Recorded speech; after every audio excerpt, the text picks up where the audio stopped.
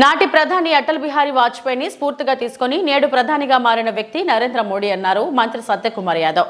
అటల్ బిహారీ వాజ్పేయి వ్యక్తిత్వం, ఆలోచనలు, పాలనా శైలి నేటి ప్రధాని నరేంద్ర మోడీకి స్ఫూర్తిగా నిలిచాయన్నారు. నెల్లూరులో నిర్వహించిన అటల్ మోడీ సుప్రపాలన యాత్ర సభలో ఆయన మాట్లాడుతూ వాజ్పేయిని అత్యంత దగ్గరగా చూసిన వ్యక్తిగా ఆయన వ్యక్తిత్వాన్ని అర్థం చేసుకున్నానని అన్నారు. ప్రజల వేదనను తన కవిత్వం ద్వారా వ్యక్తపరిచిన నేత వాజ్పేయి అని, పార్లమెంట్లో ఆయన ప్రసంగాలు దేశమంతా ఆసక్తిగా వినేలా ఉండేవని గుర్తు చేశారు. ఎన్నో ప్రతికూల పరిస్థితులు ఎదురైనా 63 సంవత్సరాల పాటు ప్రతిపక్షంలోనే ఉన్నా నమ్మిన సిద్ధాంతాలను వదలకుండా బీజేపీలోనే కొనసాగాలని తెలిపారు. కేవలం 2 సీట్లు మాత్రమే గెలిచిన సందర్భంలో కూడా మనోస్థైర్యం కోల్పోకుండా ముందుకు సాగారని అన్నారు సత్యకుమార్. దగ్గరగా చూసే అవకాశం కలగడం నా అదృష్టంగా నేను భావిస్తుంటాను. ఆ వయసులోనే ఎలా వ్యవహార శైలి ఎలా ఉండాలి, ఇతరులతో ఎలా మెలగాలి అనే విషయాన్ని తెలుసుకోవడం జరిగింది. ఒక సాధారణ కుటుంబం నుంచి అసాధారణ స్థాయికి చేరిన నాయకుడు అటల్ బిహారీ వాజ్పేయి గారు 10 సార్లు పార్లమెంట్ సభ్యులుగా, 2 సార్లు రాజ్యసభ సభ్యులుగా, 53-54 సంవత్సరాల పాటు పార్లమెంటేరియన్గా ఉన్నప్పటికీ, 3 సార్లు ఈ దేశానికి ప్రధానమంత్రిగా పనిచేసినప్పటికీ ఒక్క అవినీతి ఆరోపణ లేకుండా అవినీతి మకలి అంటని ఒక నిష్కలంక చరిత్రుడు అటల్ బిహారీ వాజ్పేయి గారు. భారతీయ జనతా పార్టీ ఆవిర్భవించిన తర్వాత మొట్టమొదటి ఎన్నికల్లో కేవలం 2 సీట్లు మాత్రమే గెలవడం జరిగింది. ధైర్యం కోల్పోలే, మనోస్థైర్యం కోల్పోలే, అపజయాన్ని ఒప్పుకోలే.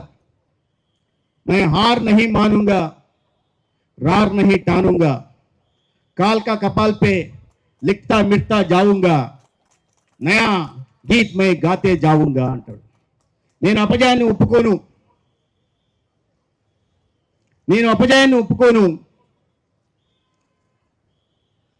ఈ కాలం రాసిన తలరాతను మారుస్తా, ఒక కొత్త గీతాన్ని పాడుకుంటూ వెళ్తా, ఒక కొత్త మార్గాన్ని నేను తయారు చేస్తాను. అటువంటి మార్గాన్ని తయారు చేశాడు. అటువంటి అనేక మంది నాయకుల్ని వాజ్పేయి గారు తయారు చేశారు. ఆ మార్గంలోనే ఇవాళ ఆయన ఏ మార్గం చూపాడో ఆ మార్గంలో అనేక మంది నాయకులు చేస్తున్నారు. దాంట్లో మనం ప్రధానంగా ప్రస్తావించుకోవాల్సింది ఏంటంటే, నాటి ప్రధాని చూపిన మార్గాన్ని అనుసరిస్తున్న నేటి ప్రధాని గురించి కూడా మనం మాట్లాడుకోవాల్సిన అవసరం. వాజ్పేయి గారి శకం గురించి పెద్దలంతా ప్రస్తావించారు. క్లుప్తంగా చెప్పే ప్రయత్నమే చేస్తాను. ఒక కనెక్టివిటీ రెవల్యూషన్ని 6.5 సంవత్సరాలు ప్రధానమంత్రిగా ఉన్నప్పుడు ఒక కనెక్టివిటీ రెవల్యూషన్ తీసుకోవడం జరిగింది. అది గ్రామీణ ప్రాంతాల్లో రహదారుల సౌకర్యం లేకపోతే గ్రామీణ సడక్ యోజన తీసుకొచ్చి 60,000 కోట్లతో ఆనాడు ప్రతి గ్రామాన్ని 500 జనాభా కలిగిన ప్రతి గ్రామాన్ని రహదారి సౌకర్యం కల్పించే దిశగా ఆయన వేసిన పునాది ఇవాళ మళ్ళీ నేటి ప్రధాని హయాంలో 8 లక్షల కిలోమీటర్లు 4 లక్షల కోట్లు ఖర్చు పెట్టడం జరిగి 99% గ్రామాలకు రహదారుల నిర్మాణం పూర్తయింది.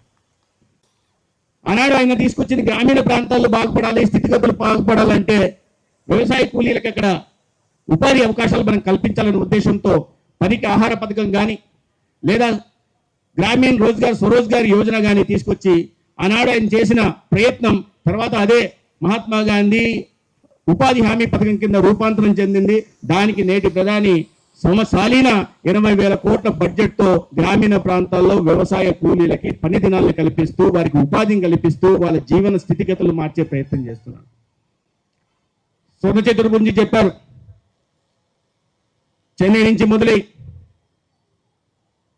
బెంగళూరు మీదుగా ముంబై నుంచి మొదలై అహ్మదాబాద్, జైపూర్ మీదుగా ఢిల్లీకి, ఢిల్లీలో మొదలై లక్నో మీదుగా కలకట్టాలో మొదలై మళ్ళీ మన నెల్లూరు మీదుగా చెన్నైకి ఆనాడు 5,000 కిలోమీటర్ల హైవేల నిర్మాణం, 4 లేన్ల హైవేల నిర్మాణానికి మొట్టమొదటిసారిగా వారి పునాది వేస్తే అది కాస్త ఇవాళ ముందుకు వెళ్తూ 65,000 కిలోమీటర్ల 4 లేన్ల 6 లైన్ల హైవేల నిర్మాణం నరేంద్ర మోడీ గారి 11 సంవత్సరాల కాలంలో జరిగింది. 55,000 కిలోమీటర్ల నిర్మాణం జరుగుతోంది. 27 ఎక్స్ప్రెస్ హైవేల నిర్మాణం, ఎలివేటెడ్ కారిడార్ల నిర్మాణం కూడా జరుగుతోంది. Rural road connectivity, highway connectivity, port connectivity, airport connectivity, telecom connectivity, political connectivity కూడా ఆనాడు చేసి చూపించిన దార్శనిక నేత అటల్ బిహారీ వాజ్పేయి గారు. ఆనాడు ఫోన్లు కూడా లేవు. ఇవాళ ఎవరి చేతిలో చూసినా సెల్ ఫోన్లు ఉన్నాయి. డిజిటల్ కనెక్ట్ కూడా తీసుకొచ్చారు. ఒకే ఒక ఛానల్ ఉండేది దూరదర్శన్ అని. ఇవాళ చూస్తే మీరు ఆల్ఫాబెట్ లో ఏ నుంచి జెడ్ దాకా ఎన్ని ఛానళ్ళు ఉన్నాయో అన్ని ఛానళ్ళు, 1 నుంచి 1000 దాకా ఎన్ని అంకెలు ఉన్నాయో అన్ని యూట్యూబ్ ఛానళ్ళు ప్రతి పట్టణంలో మనకు కనిపిస్తాయి. ఆ డిజిటల్ రెవల్యూషన్ రావడానికి కారణం అటల్ బిహారీ వాజ్పేయి గారు. ఐటీ రెవల్యూషన్ తీసుకొచ్చారు. ఇప్పుడే సురేష్ గారు చెప్పారు, తమలాంటి చదువుకున్న యువకులకి అమెరికాకి వెళ్ళి ఉద్యోగం చేసే అవకాశం ఆనాడు తీసుకొచ్చింది ఎవరే అంటే నాటి ప్రధానమంత్రిగా ఒక దార్శనిక నేతగా ఉంటున్న అటల్ బిహారీ వాజ్పేయి గారు తీసుకురావడం జరిగింది. ఆనాడు ఎన్నాడు గ్రామీణ ప్రాంతాల్లో సరైన వైద్య సౌకర్యం లేకపోతే నేషనల్